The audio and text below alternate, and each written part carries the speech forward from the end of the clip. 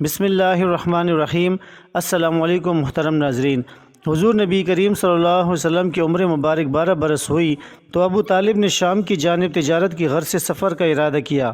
حضور نبی کریم صلی اللہ علیہ وسلم نے چچا سے کہا، آپ مجھے یہاں کس کے بھروسہ چھوڑ کر جا رہے ہیں، اور میرے والدین کے وصال کے بعد آپ میرے نگران ہیں۔ ابو طالب نے آپ صلی اللہ علیہ وسلم کی یہ بات سنی تو ان کی آنکھوں میں آنسو آ گئے اور انہوں نے کہا کہ میں آپ کو اپنے ساتھ سفر میں لے جاؤں گا۔ اس دوران ابو طالب کے دوسرے بھائی بہن آ گئے اور انہوں نے کہا کہ یہ ابھی کم سن ہے اور ان کے لیے اتنا طویل سفر مناسب نہیں۔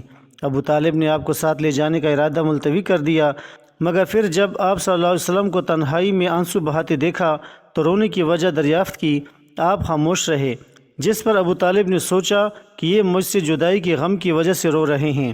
چنانچہ انہوں نے پھر کہا کہ اب میں اپنے بھتیجوں کو ہرگز تنہا نہ چھوڑوں گا، اور پھر وہ آپ صلی اللہ علیہ وسلم کو اپنے ساتھ ملک شام لے گئے۔ حضور نبی کریم صلی اللہ علیہ وسلم اپنے چچا ابو طالب کے ساتھ سفر کرتے ہوئے ملک شام پہنچے، اور وہاں بحیرہ نامی ایک راہب رہتا تھا جو علم و فضل میں ممتاز تھا، اور ادھر سے گزرنے والے قافلے اکثر اس کے پاس قیام کرتے تھے۔ جب آپ صلی اللہ علیہ وسلم کا قافلہ اس جگہ پہنچا تو راہب نے ایک بادل کو آپ پر سایہ کرتے دیکھا۔ آپ صلی اللہ علیہ وسلم جس جانب جاتے وہ بادل آپ کے ساتھ ہی رہتا تھا، اور آپ صلی اللہ علیہ وسلم جس درخت کے نیچے رہتے اس درخت کی شاخیں آپ پر جھک کر سایہ کر دیتی تھیں۔ بحیرہ راہب نے جب یہ منظر دیکھا تو اس نے اہل قافلہ کو دعوت طعام دی۔ جب اہل قافلہ اس دعوت میں شرکت کے لیے گئے تو آپ صلی اللہ علیہ وسلم ان کے ساتھ نہ گئے۔ بحیرہ نے جب آپ کے متعلق دریافت کیا تو حارث بن عبد المطلب نے کہا، یہ بات احسان کے خلاف ہے کہ ہم خود تو دعوت اڑائیں جبکہ ہمارا بھتیجا محمد صلی اللہ علیہ وسلم وہیں بیٹھا رہے۔ بحیرہ نے جب حارث کی زبان سے حضور نبی کریم صلی اللہ علیہ وسلم کا نام سنا، اس سے کہا، انہیں بلا کر لائیے۔ حارث انہیں بلانے گئے اور راہب کھڑکی سے دیکھتا رہا۔ جب حارث نے آپ صلی اللہ علیہ وسلم کو بلایا اور آپ درخت کی اوٹ سے نکلے تو بادل نے پھر آپ صلی اللہ علیہ وسلم پر سایہ کر لیا۔ جب آپ بحیرہ راہب کے پاس پہنچے تو وہ تعظیماً کھڑا ہو گیا اور تیز نگاہوں سے آپ صلی اللہ علیہ وسلم کو دیکھنے لگا اور ان علامات کا مشاہدہ کرنے لگا جو خود سابقہ کتب میں پڑھ چکا تھا۔ جب سب لوگ کھانے سے فارغ ہو کر جانے لگے تو بحیرہ راہب نے آپ صلی اللہ علیہ وسلم کو روک لیا اور کہا، میں تمہیں اللہ عز و جل کی قسم دیتا ہوں، میں جو کچھ پوچھوں گا تم سچ سچ بتاؤ گے۔ آپ صلی اللہ علیہ وسلم نے فرمایا، تم جو چاہتے ہو وہ پوچھ سکتے ہو۔ راہب نے آپ سے کئی نشانیوں اور علامات اور اپنے گزشتہ خوابوں کے متعلق دریافت کیا اور آپ نے اس سے شافی جواب دیا۔ بحیرہ راہب بولا، میں نے جو علامات اور نشانیاں سابقہ کتابوں میں آپ کے متعلق پڑھی تھی ان کی تصدیق ہو گئی۔ پھر بحیرہ راہب نے حضور نبی کریم صلی اللہ علیہ وسلم کے مہر نبوت دیکھنا چاہی، مگر آپ نے اپنی پشت سے کپڑا نہ ہٹایا۔ پھر ابو طالب نے اصرار کیا تو بحیرہ راہب نے مہر نبوت کو دکھایا، اور اس نے وہ تمام صفات پائیں جس کا مطالعہ وہ سابقہ کتابوں میں کر چکا تھا۔ راہب نے ابو طالب سے پوچھا، یہ تمہارے کیا لگتے ہیں؟ ابو طالب نے کہا، یہ میرا بیٹا ہے۔ راہب بولا، یہ آپ کا بیٹا نہیں ہو سکتا، اور سابقہ کتابوں میں منقول ہے کہ ان کے والدین وصال فرما چکے ہوں گے۔ ابو طالب نے کہا، یہ میرے بھتیجے ہیں۔ راہب بولا، آپ درست کہتے ہیں، اور کیا ان کی آنکھوں کی سرخی بھی دور ہوئی یا نہیں؟ ابو طالب نے کہا کہ نہیں۔ راہب بولے، یہ بھی درست ہے۔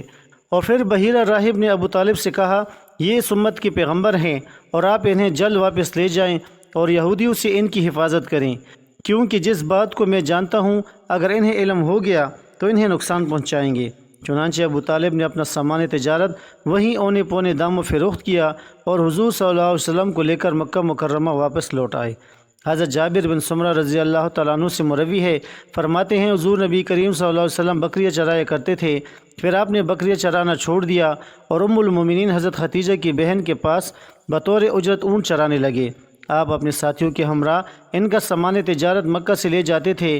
ایک مرتبہ جب مال تجارت فروخت کرنے کے بعد لوٹے تو کچھ اجرت ان کی طرف باقی رہ گئی۔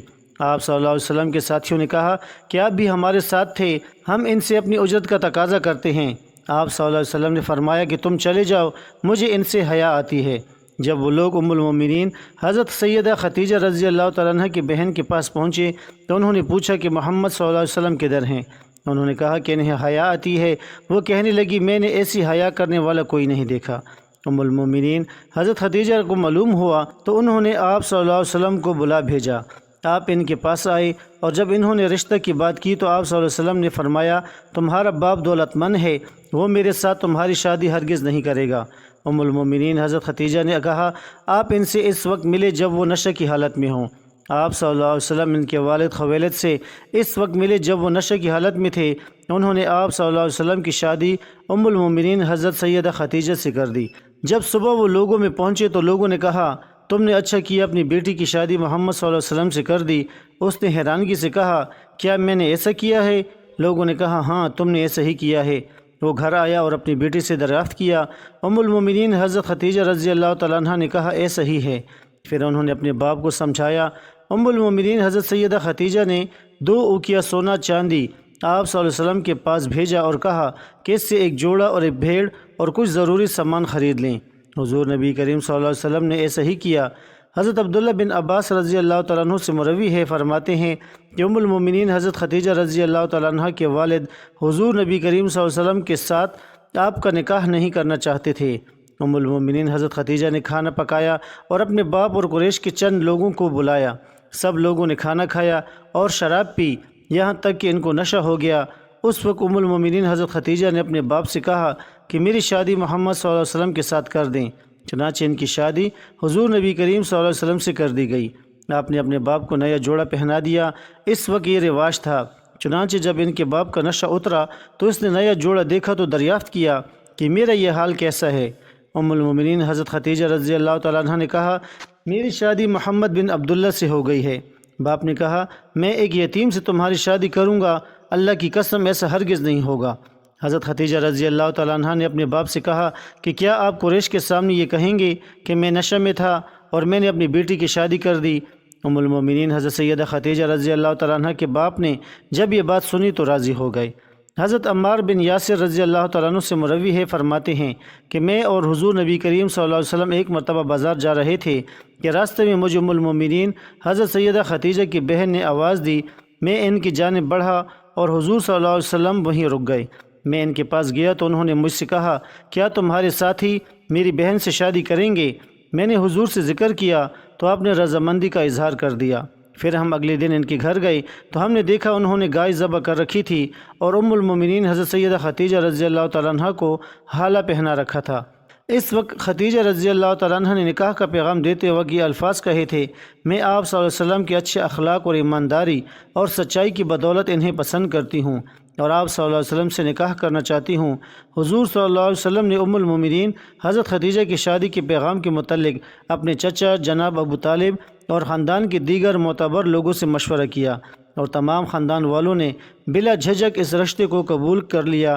اور ابو طالب نے حضور نبی کریم صلی اللہ علیہ وسلم سے کہا تم ان سے ضرور نکاح کرو، اس سے لوگوں کی نظروں میں تمہاری عزت میں اضافہ ہوگا اور بھلائی کی کام جو تم کرتے ہو اس میں تمہیں کامیابی حاصل ہوگی۔ حضور نبی کریم صلی اللہ علیہ وسلم نے جب خاندان والوں کی رضامندی حاصل کر لی تو آپ نے ام المومنین حضرت ختیجہ کو نکاح کی قبولیت کا پیغام بھیجا۔ پھر وقت مقرر پر حضور نبی کریم صلی اللہ علیہ وسلم اپنے چچاؤں حضرت سیدنا حمزہ اور جناب ابو طالب اور دیگر معززین کے ہمراہ ام المومنین حضرت ختیجہ کے گھر تشریف لے گئی، جہاں آپ صلی اللہ علیہ وسلم کا نکاح حضرت سیدہ ختیجہ رضی اللہ تعالیٰ عنہ کے ساتھ ہوا اور وہ ام المومنین کے مرتبہ پر فائز ہو گئیں۔ آپ رضی اللہ تعالیٰ عنہ مومنوں کی پہلی ماں اور حضور صلی اللہ علیہ وسلم کی پہلی زوجہ ہیں۔ نکاح کا خطبہ جناب ابو طالب نے دیا جس کا ترجمہ یہ ہے تمام تعریفیں اللہ تعالیٰ کے لیے ہیں جس نے ہمیں حضرت ابراہیم علیہ السلام کی نسل اور حضرت اسماعیل علیہ السلام کی اولاد بنایا، جس نے ہمیں ان کے خاندان میں پیدا فرمایا اور ہمیں اپنے گھر کا محافظ بنایا۔ اس نے ہمیں علم و حکمت والا گھر عطا فرمایا جس کا حج کیا جاتا ہے اور یہ ایسا گھر ہے جو امن والا ہے۔ اس نے ہمیں لوگوں پر حاکم مقرر کیا۔ یہ میرے بھائی کا بیٹا محمد صلی اللہ علیہ وسلم ایسا جوان ہے جس کا موازنہ قریش کی کسی دوسرے فرد کے ساتھ نہیں کیا جا سکتا۔ اگرچہ اس کے پاس مال نہیں ہے تو کیا ہوا، مال تو ڈھلنے والی اور بدل جانے والی چیز ہے۔ تم میرے بھتیجے کی قرابت اور محبت کو خوب جانتے ہو۔ وہ ختیجہ بنت خویلد سے نکاح کرتا ہے اور مہر بھی 100 اونٹ مقرر کیا گیا ہے۔ میرے بھتیجے کا مستقبل نہایت شاندار ہے اور یہ بلند مرتبہ کا حامل ہوگا۔ جناب ابو طالب خطبہ پڑھ چکے تو ام المومنین حضرت سیدہ ختیجہ رضی اللہ تعالیٰ عنہ کے چچا زاد بھائی ورقہ بن نوفل کھڑے ہوئے۔ انہوں نے خطبہ دیا تمام تعریفیں اللہ تعالیٰ کے لیے ہیں جس نے ہمیں وہ فضیلت عطا کی جس کا ذکر جناب ابو طالب نے کیا ہے۔ بے شک ہم عرب کے سردار ہیں اور کوئی بھی قبیلہ ہماری فضیلت سے انکار نہیں کر سکتا۔ بے شک ہم لوگوں نے آپ کے ساتھ رشتہ کرنے کو پسند کیا، اے قریش تم گواہ رہو کہ خدیجہ بنت خویلد کو ہم نے محمد بن عبداللہ کے نکاح میں دے دیا۔ روایت میں آتا ہے کہ جب ورقہ بن نوفل خطبہ ارشاد فرما چکے تو عمر بن اسد جو ام المومنین حضرت سیدہ خدیجہ رضی اللہ تعالیٰ عنہ کے سرپرست تھے، جناب ابو طالب نے ان سے کہا وہ اس کی توثیق کریں، جس پر عمر بن اسد نے کھڑے ہو کر کہا اے قریش گواہ رہنا کہ میں نے خدیجہ کا نکاح محمد بن عبداللہ صلی اللہ علیہ وسلم سے کیا۔ ام المومنین حضرت سیدہ خدیجہ رضی اللہ تعالیٰ عنہ نے حضور نبی کریم صلی اللہ علیہ وسلم سے نکاح کے بعد اپنا تمام مال آپ صلی اللہ علیہ وسلم کے سپرد کر دیا۔ حضور صلی اللہ علیہ وسلم نے نکاح کے بعد ولیمہ کی دعوت دی کہ جس میں آپ نے ایک اونٹ ذبح کیا اور لوگوں کی شاندار دعوت کی۔ شادی کے وقت حضور نبی کریم صلی اللہ علیہ وسلم کی عمر مبارک 25 برس تھی، جبکہ ام المومنین حضرت خدیجہ رضی اللہ تعالیٰ عنہ کی عمر مبارک 40 برس تھی۔ حضرت عبد الرحمن بن سمرہ روایت کرتے ہیں کہ پیارے مصطفیٰ صلی اللہ علیہ وسلم تشریف لائے اور آپ نے فرمایا میں نے آج رات ایک عجیب منظر دیکھا کہ میرے ایک امتی پل صراط سے گرنے لگا، کبھی وہ چلتا ہے، کبھی وہ گرتا ہے، کبھی لٹک جاتا ہے۔ اسی دوران اس کا مجھ پر پڑا ہوا درود پاک آیا اور اس امتی کا ہاتھ پکڑ کر اسے سیدھا کھڑا کر دیا اور اس کا ہاتھ پکڑ کر سلامتی کے ساتھ پل صراط پار کروا دیا۔ حضرت ابن مسعود رضی اللہ تعالیٰ عنہ فرماتے ہیں کہ رسول اللہ صلی اللہ علیہ وسلم نے ارشاد فرمایا کہ قیامت کے دن میرے نزدیک ترین لوگ وہ ہوں گے جو مجھ پر کثرت سے درود پاک پڑھتے ہوں گے، یہی لوگ کامیاب و کامران ہوں گے، بلکہ قیامت میں قبر میں پل صراط میں بھی کامیابی کی ضمانت ہے، اور حوض کوثر سے صحابی کوثر کے پیارے پیارے ہاتھوں سے جام کوثر ملنے کی نوید بھی فرمایا۔ جو مجھ پر ایک بار درود پاک پڑھے گا اللہ تعالیٰ اس پر 10 رحمت نازل فرماتا ہے، اور جو مجھ پر 10 بار درود پاک پڑھے گا اللہ تعالیٰ اس پر 100 رحمت نازل فرماتا ہے، اور جو مجھ پر 100 بار درود پاک پڑھے گا اللہ تعالیٰ اس کے دونوں آنکھوں کے درمیان لکھ دیتا ہے کہ یہ بندہ نفاق اور دوزخ کی آگ سے بری ہے، اور اس کو قیامت کے دن شہیدوں کے ساتھ رکھے گا۔ ہم اللہ تعالیٰ سے دعا کرتے ہیں ہم تمام مسلمان بہن بھائیوں کو اور ہمارے بچوں کو حضور نبی کریم صلی اللہ علیہ وسلم پر درود شریف پڑھنے والا بنا دے اور ان کے بتائی ہوئے احکامات پر زندگی گزارنے کی توفیق عطا فرمائے، آمین یا رب العالمین۔